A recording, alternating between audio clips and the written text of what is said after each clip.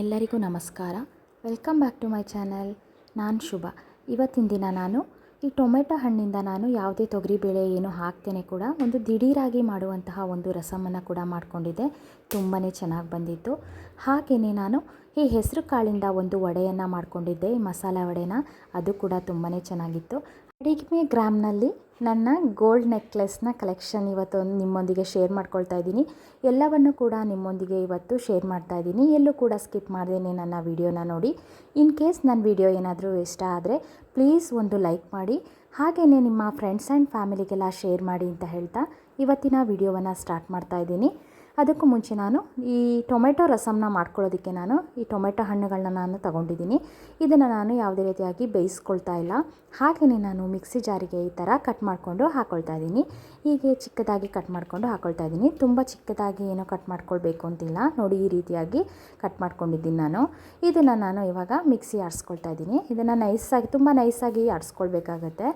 ಈ ರಸಮನ್ನು ನಾವು ದಿಢೀರಾಗಿ ಮಾಡ್ಕೊಳ್ಬೋದು. ಈ ತೊಗರಿಬೇಳೆ ಬೇಯಿಸ್ಕೊಳ್ಳೋದಾಗಲಿ ಅಥವಾ ಟೊಮೆಟೊನ ಬೇಯಿಸ್ಕೊಳ್ಳೋದಾಗಲಿ ಈ ರೀತಿಯೆಲ್ಲ ನಾವು ಬೇಯಿಸ್ಕೊಳ್ಬೇಕಾದ ಅವಶ್ಯಕತೆ ಇಲ್ಲ. ಹಾಗೆಯೇ ನಾವು ಇದನ್ನು ಮಿಕ್ಸಿ ಮಾಡಿಕೊಂಡು, ನೋಡಿ ಈ ರೀತಿಯಾಗಿ ಮಿಕ್ಸಿ ಮಾಡ್ಕೊಂಡಿದ್ದೀನಿ ನಾನು. ತುಂಬ ನೈಸಾಗಿದ್ರೇ ತುಂಬ ಚೆನ್ನಾಗಿ ಬರುತ್ತೆ. ಇವಾಗ ನಾನು ಒಂದು ಸ್ಟ್ರೈನರಿಂದ ಇದನ್ನು ನೋಡಿ ಫಿಲ್ಟ್ರ್ ಮಾಡ್ಕೊಳ್ತೀನಿ ಈ ರೀತಿಯಾಗಿ. ನೋಡಿ, ನಾವು ಇದು ಯಾವುದೇ ರೀತಿ ಸಿಪ್ಪೆ ಆಗಲಿ, ಯಾವುದೇ ರೀತಿ ಬೀಜ ಇದರಲ್ಲಿ ಎಲ್ಲವೂ ಕೂಡ ಹೋಗಿಬಿಡುತ್ತೆ.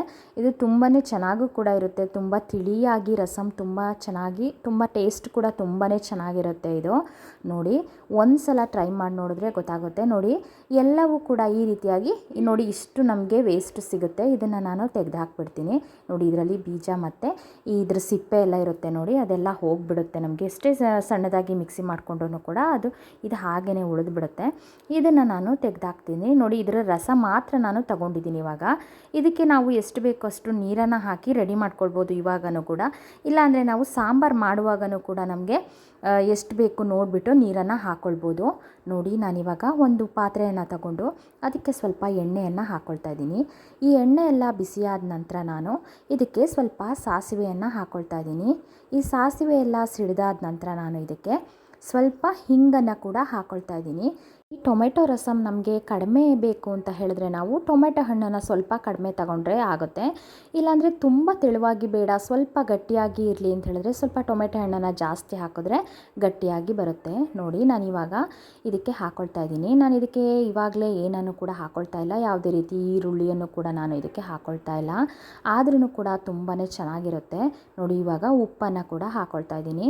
ನಮಗೆ ರುಚಿಗೆ ಎಷ್ಟು ಬೇಕೋ ಅಷ್ಟು ನೋಡಿಕೊಂಡು ಉಪ್ಪನ್ನು ಹಾಕ್ಕೊಳ್ಳೋಣ. ಇವಾಗ ಇದಕ್ಕೆ ನಾನು ಈರುಳ್ಳಿ ಅಥವಾ ಮೆಣಸಿನ್ಕಾಯಿ ಯಾವುದನ್ನು ಕೂಡ ನಾನು ಇದಕ್ಕೆ ಸೇರಿಸ್ಕೊಳ್ತಾ ಇಲ್ಲ. ಬೆಳ್ಳುಳ್ಳಿನೂ ಕೂಡ ನಾನು ಇದಕ್ಕೆ ಹಾಕ್ಕೊಳ್ತಾ ಇಲ್ಲ. ಇದೆಲ್ಲ ಕೂಡ ಚೆನ್ನಾಗಿ ಕುದಿ ಬರಬೇಕು ನಮಗೆ. ಇವಾಗ ನಾವು ಹಸಿ ಟೊಮೆಟೊ ಹಣ್ಣನ್ನು ಆಡಿಸ್ಕೊಂಡಿರೋದಲ್ವ, ಅದಕ್ಕೋಸ್ಕರ ಈ ಒಗ್ಗರಣೆಯಲ್ಲಿ ಚೆನ್ನಾಗಿ ಕುದಿ ಬಂದ ನಂತರ ಇದಕ್ಕೆ ನಾನು ಜೀರಿಗೆಯನ್ನು ಹುರಿದ್ಬಿಟ್ಟು ಚೆನ್ನಾಗಿ ಪುಡಿ ಮಾಡಿ ಇಟ್ಕೊಂಡಿದ್ದೆ.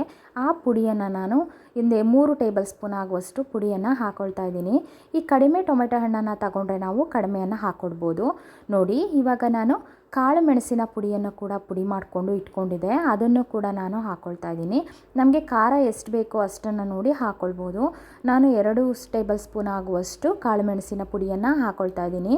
ಜೀರಿಗೆ ಪುಡಿಯನ್ನು ಅಷ್ಟೇ ಕೂಡ ನೋಡಿಬಿಟ್ಟು ಹಾಕ್ಕೊಳ್ಬೇಕು. ನಾನಿಲ್ಲಿ ಸ್ವಲ್ಪ ಟೊಮೆಟೊ ಹಣ್ಣು ಜಾಸ್ತಿ ತಗೊಂಡಿದ್ದೀನಲ್ಲ, ಅದಕ್ಕೋಸ್ಕರ ನಾನು ಜಾಸ್ತಿ ಹಾಕ್ಕೊಳ್ತಾ ಇದ್ದೀನಿ. ಇವಾಗ ನಾನು ಕೊತ್ತಂಬರಿ ಸೊಪ್ಪನ್ನು ಚಿಕ್ಕದಾಗಿ ಕಟ್ ಮಾಡ್ಕೊಂಡಿದ್ದೆ, ಅದನ್ನು ಕೂಡ ನಾನು ಇವಾಗ ಸೇರಿಸ್ಕೊಳ್ತಾ ಇದ್ದೀನಿ. ನಾವು ಇದೆಲ್ಲ ಈ ಟೊಮೆಟೊ ಹಣ್ಣೆಲ್ಲ ಚೆನ್ನಾಗಿ ಕುದಿ ಬರಬೇಕು. ಅಷ್ಟವರೆಗೂ ತುಂಬ ಚೆನ್ನಾಗಿ ಕುದಿಸ್ಕೊಂಡ್ರೆ ಇದ್ರ ಹಸಿ ಸ್ಮೆಲ್ಲೆಲ್ಲ ಹೋಗಿಬಿಡುತ್ತೆ. ನಾನು ಈ ಕರಿಬೇವಿನ ಸೊಪ್ಪನ್ನು ಕೂಡ ಹಾಕ್ಕೊಳ್ತಾ ಇದ್ದೀನಿ. ನಾನು ಮೊದಲೇ ಕರಿಬೇವಿನ ಸೊಪ್ಪನ್ನು ಹಾಕ್ಕೊಂಡಿರಲಿಲ್ಲ, ಇವಾಗ ನಾನು ಹಾಕ್ಕೊಳ್ತಾ ಇದ್ದೀನಿ. ಯಾಕೆಂದರೆ ಇವಾಗ ಹಾಕಿದ್ರೆ ನಮಗೆ ಈ ಟೊಮೆಟೊ ಹಣ್ಣು ರಸಮಲ್ಲಿ ಸ್ಮೆಲ್ ಕೊನೆವರೆಗೂ ಕೂಡ ಇರುತ್ತೆ. ಅದಕ್ಕೋಸ್ಕರ ನಾನು ಇವಾಗ ಹಾಕ್ಕೊಳ್ತಾ ಇದ್ದೀನಿ. ಮತ್ತು ಒಂಥರ ಒಗ್ಗರಣೆಗೆ ಹಾಕಿಬಿಟ್ರೆ ಒಂಥರ ಕರ್ದೋದಂಗೆ ಆಗಿಬಿಡುತ್ತೆ. ಆ ರೀತಿ ಆಗಲ್ಲ. ಅದಕ್ಕೋಸ್ಕರ ನಾನು ಇವಾಗ ಹಾಕ್ಕೊಳ್ತಾ ಇದ್ದೀನಿ. ನೋಡಿ, ಈ ರೀತಿ ಚೆನ್ನಾಗಿ ಕುದಿಬೇಕದು. ಕುದ್ದಾದ ನಂತರ ನಮಗೆ ಈ ರೀತಿಯಾಗಿ ಸಾಂಬಾರು ರೆಡಿ ಆಗುತ್ತೆ. ತುಂಬಾ ಚೆನ್ನಾಗಿರುತ್ತೆ. ಕಲರ್ ನೋಡೋದಕ್ಕೂ ಕೂಡ ಅಷ್ಟೇ ಚೆನ್ನಾಗಿರುತ್ತೆ. ಈ ಅನ್ನದ ಜೊತೆ ಈ ಥರ ರಸಮ್ ಮಾಡಿಕೊಂಡ್ರೆ ತುಂಬಾ ಚೆನ್ನಾಗಿರುತ್ತೆ. ನಾವು ಯಾವಾಗಲೂ ಈ ತೊಗರಿ ಬೇಳೆ ಎಲ್ಲ ಹಾಕ್ಕೊಂಡೇ ಮಾಡ್ಕೊಂಡಿರ್ತೀವಿ ಅಥವಾ ಟೊಮೆಟೊ ಹಣ್ಣನ್ನ ಬೇಯಿಸ್ಕೊಂಡು ಕೂಡ ಮಾಡ್ಕೊಂಡಿರ್ತೀವಿ. ಅದರಲ್ಲೂ ನಾವು ಈ ರೀತಿಯಾಗಿ ರಸಮ್ನ ಮಾಡಿಕೊಂಡ್ರೆ ಒಂಥರ ಡಿಫ್ರೆಂಟ್ ಆಗಿರುತ್ತೆ, ಟೇಸ್ಟ್ ಕೂಡ ಡಿಫ್ರೆಂಟ್ ಆಗಿರುತ್ತೆ, ಹಾಗೆಯೇ ತುಂಬಾ ಚೆನ್ನಾಗಿರುತ್ತೆ. ಇದು ತುಂಬ ಈಸಿಯಾಗಿಯೂ ಕೂಡ ಮಾಡ್ಕೊಳ್ಬೋದು. ನಾವೆಲ್ಲಾದರೂ ಅರ್ಜೆಂಟಾಗಿ ಈ ಥರ ರಸಮನ್ನು ಮಾಡ್ಕೊಳ್ಬೇಕು ಅಂತಂದರೆ ಬೇಗನೆ ದಿಢೀರಾಗಿ ಕೂಡ ಮಾಡ್ಕೊಳ್ಬೋದು. ಇವಾಗ ನಾನು ಒಂದು ಹೆಸರು ಕಾಳನ್ನು ನೆನೆಸ್ಕೊಂಡಿದ್ದೆ. ಆ ಹೆಸರು ಕಾಳಲ್ಲಿ ನಾನು ವಡೆಯನ್ನು ಮಾಡ್ಕೊಳ್ತಾ ಇದ್ದೀನಿ. ಈ ಹೆಸರು ಕಾಳಲ್ಲಿ ವಡೆ ಮಾಡ್ಕೊಳ್ಳೋದ್ರಿಂದ ನಾವು ಈ ಸೆಕೆಯಲ್ಲಿ ಈ ಥರ ಒಂಥರ ತಂಪಿನ ವಸ್ತುಗಳನ್ನ ತಿಂದಂಗೂ ಆಗುತ್ತೆ. ಹಾಗೆಯೂ ಕೂಡ ನಮ್ಮ ಆರೋಗ್ಯಕ್ಕೂ ಕೂಡ ಈ ಹೆಸರು ಕಾಳು ತುಂಬಾ ಒಳ್ಳೆಯದು. ಇದು ಮೊಳಕೆ ಏನೂ ಬರೋದು ಬೇಡ, ಹಾಗೆಯೇ ಚೆನ್ನಾಗಿ ನೆಂದರೆ ಸಾಕಾಗುತ್ತೆ. ಒಂದು ದಿನ ನಮಗೆ ಫುಲ್ ನೆಂದರೆ ಈ ಹೆಸರು ಕಾಳು ಚೆನ್ನಾಗಾಗುತ್ತೆ. ಅಂದರೆ ಇದು ಒಂದು ದಿನಕ್ಕೇ ಸ್ವಲ್ಪ ಮೊಳಕೆ ಬಂದುಬಿಡುತ್ತೆ. ನಾನು ಅದಕ್ಕೋಸ್ಕರ ಈ ಥರ ಒಂದು ದಿನ ಫುಲ್ ಇಡೀ ಎಲ್ಲ ನೆನೆಸ್ಬಿಟ್ಟು ಹಾಗೆಯೇ ನಾನು ಒಂದು ಬಾಕ್ಸ್ ಒಳಗಡೆ ಹಾಕಿಟ್ಕೊಂಡಿದ್ದೆ. ಇದಕ್ಕೆ ಸ್ವಲ್ಪ ಕಡಲೆಕಾಳನ್ನು ಕೂಡ ನಾನು ಸೇರಿಸ್ಕೊಳ್ತಾ ಇದ್ದೀನಿ. ನೋಡಿ, ಹೆಸರು ಕಾಳು ನಾನು 1 ಕಪ್ ಆಗುವಷ್ಟು ತಗೊಂಡ್ರೆ 1/4 ಕಪ್ ಆಗುವಷ್ಟು ನಾನು ಕಡಲೆಕಾಳನ್ನ ತಗೊಳ್ತಾ ಇದ್ದೀನಿ. ಇಷ್ಟಾದರೆ ಸಾಕಾಗುತ್ತೆ. ಕಡಲೆಕಾಳು ಏನು ಬೇಕಿಲ್ಲ, ಆದ್ರೂ ಕೂಡ ಟೇಸ್ಟ್ ಚೆನ್ನಾಗಿರುತ್ತೆ ಅಂತ ಹೇಳಿಬಿಟ್ಟು ನಾನು ಹಾಕ್ಕೊಂಡಿದ್ದೀನಿ. ಈ ಹೆಸರು ಕಾಳು ಸ್ವಲ್ಪ ಒಂದು ಸಣ್ಣದಾಗಿ ಮೊಳಕೆ ಬಂದಿರ್ಬೋದು ಅಷ್ಟೇ. ಕಡಲೆಕಾಳು ಏನು ಮೊಳಕೆ ಏನು ಬಂದಿಲ್ಲ. ಚೆನ್ನಾಗಿ ನೀರಲ್ಲಿ ನೆನೆಸ್ಕೊಂಡಿದ್ದೀನಿ. ಇವಾಗ ನಾನು ಒಂದು ಮಿಕ್ಸಿ ಜಾರಿಗೆ ಹಾಕ್ಕೊಂಡು ಇದನ್ನು ಚೆನ್ನಾಗಿ ರುಬ್ಕೊಳ್ತಾ ಇದ್ದೀನಿ.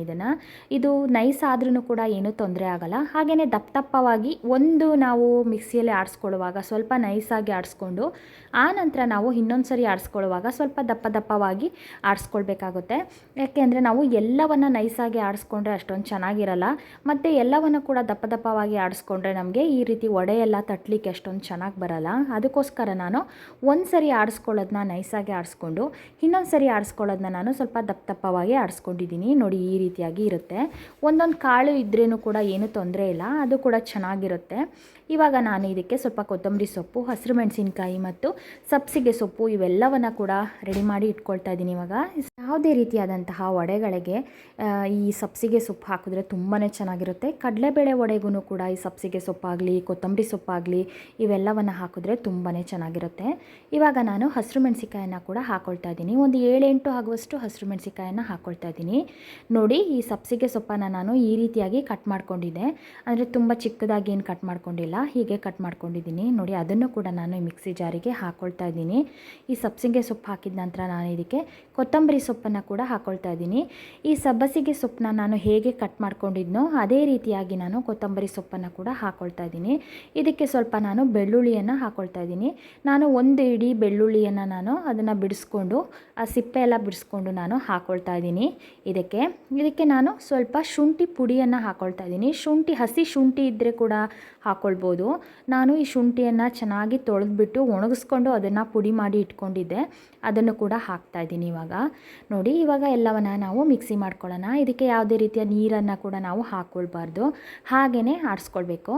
ನೋಡಿ, ಈ ರೀತಿಯಾಗಿ ಆಡಿಸ್ಕೊಂಡು ಇಟ್ಕೊಂಡಿದ್ದೀನಿ. ನೋಡಿ, ಈ ರೀತಿಯಾಗಿ ತುಂಬ ನೈಸಾಗಿಯೂ ಕೂಡ ಇಲ್ಲ, ತುಂಬ ತರಿಯಾಗಿಯೂ ಇಲ್ಲ. ಆ ರೀತಿಯಾಗಿ ಆಡಿಸ್ಕೊಂಡು ಈ ರೀತಿಯಾಗಿ ನಾವು ಎಲ್ಲವನ್ನು ಮಿಕ್ಸ್ ಮಾಡ್ಕೊಳ್ಬೇಕಾಗುತ್ತೆ. ಇವಾಗ ನಾನು ಒಂದು ಬೌಲಿಗೆ ಇದೆಲ್ಲವನ್ನು ಹಾಕ್ಕೊಂಡು ಇವಾಗ ನಾನು ಇದಕ್ಕೆ ಮಿಕ್ಸ್ ಮಾಡ್ಕೊಳ್ತೀನಿ. ನೋಡಿ, ಈ ರೀತಿಯಾಗಿ ನಾನು ಆಡಿಸ್ಕೊಂಡಿದ್ದೀನಿ.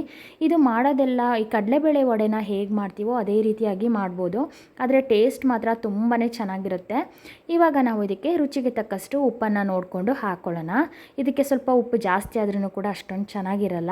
ನೋಡಿಕೊಂಡು ಸ್ವಲ್ಪ ಕಡಿಮೆನೇ ಉಪ್ಪನ್ನು ಹಾಕ್ಕೊಂಡ್ರೆ ನಮಗೆ ಎಣ್ಣೆಯಲ್ಲಿ ಕರಿಯುವಾಗ ಸ್ವಲ್ಪ ಜಾಸ್ತಿ ಅಂತ ಅನಿಸ್ಬಿಡುತ್ತೆ. ಅದಕ್ಕೋಸ್ಕರ ನೋಡಿ, ಇವಾಗ ಸ್ವಲ್ಪ ಅಕ್ಕಿ ಹಿಟ್ಟನ್ನು ಕೂಡ ಹಾಕ್ಕೊಳ್ತಾ ಇದ್ದೀನಿ.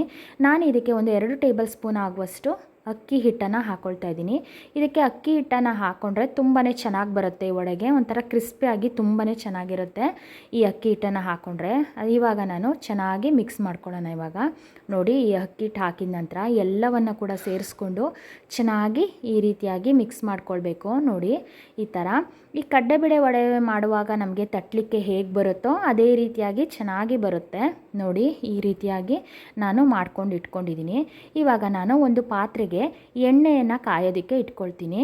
ಎಣ್ಣೆ ಎಲ್ಲ ಚೆನ್ನಾಗಿ ಬಿಸಿ ಆದ ನಂತರ ನೋಡಿ ಈ ರೀತಿಯಾಗಿ ನಾನು ಈ ವಡೆಯನ್ನು ತಟ್ಕೊಂಡು ನಾನು ಬಿಟ್ಕೊಳ್ತಾ ಇದ್ದೀನಿ ಇವಾಗ. ಅಂದರೆ ಉರಿ ಸ್ವಲ್ಪ ಚಿಕ್ಕದಾಗಿದ್ರೇ ಚೆನ್ನಾಗಿ ಬರುತ್ತೆ, ಇಲ್ಲಾಂದರೆ ಸೀದೋದಂಗೆ ಆಗಿಬಿಡುತ್ತೆ. ಈ ಸೀದೋದಂಗೆ ಆದರೆ ಅಷ್ಟೊಂದು ಚೆನ್ನಾಗಿ ಬರಲ್ಲ ವಡೆ ಎಲ್ಲ. ನೋಡಿ ಈ ರೀತಿ ಆಗಿಬಿಡುತ್ತೆ.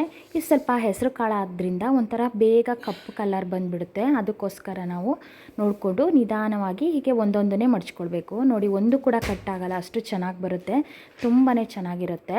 ನೋಡಿ ಈ ರೀತಿಯಾಗಿ ಬೆಂದಿರುತ್ತೆ. ಇದನ್ನು ನಾನು ಒಂದು ಪಾತ್ರೆಗೆ ತೆಗೆದಿಟ್ಕೊಳ್ತೀನಿ, ಒಂದು ಪ್ಲೇಟಿಗೆ. ನೋಡಿ ಈ ಥರ ಬಂದಿರುತ್ತೆ ವಡೆ ಎಲ್ಲ. ಅದರಲ್ಲೂ ಈ ತಿಳಿ ಸಾಂಬಾರಿಗಂತೂ ಈ ಥರ ವಡೆಯನ್ನು ಮಾಡಿಕೊಂಡ್ರೆ ತುಂಬಾ ಚೆನ್ನಾಗಿರುತ್ತೆ. ಅದರಲ್ಲೂ ಈ ಸೆಕೆಗಾಲದಲ್ಲಿ ಈ ತಂಪಿನ ವಸ್ತುಗಳನ್ನೆಲ್ಲ ತಿನ್ನಬೇಕು ಅಂತ ಅನಿಸೋರಿಗೆಲ್ಲ ಈ ರೀತಿಯಾಗಿ ಈ ಥರ ವಡೆ ಆಗಲಿ ಇದನ್ನೆಲ್ಲ ಮಾಡಿಕೊಂಡ್ರೆ ತುಂಬಾ ಚೆನ್ನಾಗಾಗುತ್ತೆ. ಈ ರೀತಿಯಾಗಿ ತಿಳಿಯಾದಂತಹ ಟೊಮೆಟೊ ರಸಮ್ನ ಮಾಡಿಕೊಂಡು ಅದರಲ್ಲೂ ದಿಢೀರಾಗಿಯೂ ಕೂಡ ಮಾಡ್ಕೊಳ್ಬೋದು ನಾವು. ಈ ಥರ ಮಾಡ್ಕೊಂಡಿದ್ರೆ ತುಂಬಾ ಚೆನ್ನಾಗಿರುತ್ತೆ. ಇವಾಗ ಕಡಿಮೆ ಗ್ರಾಮ್ನಲ್ಲಿ ನನ್ನ ನೆಕ್ಲೆಸ್ ಡಿಸೈನ್ನ ನಿಮ್ಮೊಂದಿಗೆ ಶೇರ್ ಮಾಡ್ಕೊಳ್ತಾ ಇದ್ದೀನಿ. ಇದು ನೋಡಿ, ಇದೊಂದು 7 ಗ್ರಾಮ್ ಇರ್ಬೋದು ಅಷ್ಟೇ. ಇದರಲ್ಲಿ ಒಂದು 4 ಗ್ರಾಮಲ್ಲೂ ಕೂಡ ಮಾಡ್ಕೊಳ್ಬೋದು. ಇದು ನಾನು ವೈಟು ಸುತ್ತ ಸ್ಟೋನ್ ಹಾಕ್ಸಿದ್ದೀನಲ್ಲ, ಅದು ಮತ್ತು ಎಮರಾಲ್ಡ್ ಸ್ವಲ್ಪ ತೂಕ ಬಂದಿದೆ ಅಷ್ಟೇ. ಈ ಸ್ಟೋನ್ಗೆ ಸ್ವಲ್ಪ ಜಾಸ್ತಿ ಆಗಿದೆ. ಇಲ್ಲಾಂದರೆ ಅದು ಬಿಟ್ಟರೆ ಗೋಲ್ಡಲ್ಲೇ ಮಾಡಿಸ್ಕೊಳ್ಬೋದು ಅಂತ ಹೇಳಿದ್ರೆ ತುಂಬ ಕಡಿಮೆಯಲ್ಲಿ ಕೂಡ ಮಾಡಿಸ್ಕೊಳ್ಬೋದು. ಇದು ಹಾಕಿದಾಗೆಲ್ಲ ತುಂಬ ಚೆನ್ನಾಗಿ ಕಾಣಿಸುತ್ತೆ. ಹಾಗೆಯೇ ಇನ್ನೊಂದು ವೈಟ್ ಸ್ಟೋನ್ದು ಕೂಡ ಅಷ್ಟೇ. ಇದೊಂಥರ ಡೈಮಂಡ್ ಫಿನಿಶಿಂಗ್ ಇದೆ. ಈ ಗೋಲ್ಡ್ ಇದೆಲ್ಲ ಬಂದಿದೆಯಲ್ಲ, ಇದು ತುಂಬ ಚೆನ್ನಾಗಿ ಕಾಣಿಸುತ್ತೆ. ಅದರಲ್ಲೂ ನೈಟ್ ಅಂತೂ ಹಾಕೊಂಡು ಹೋದರೆ ತುಂಬಾ ಚೆನ್ನಾಗಿ ಕಾಣಿಸುತ್ತೆ.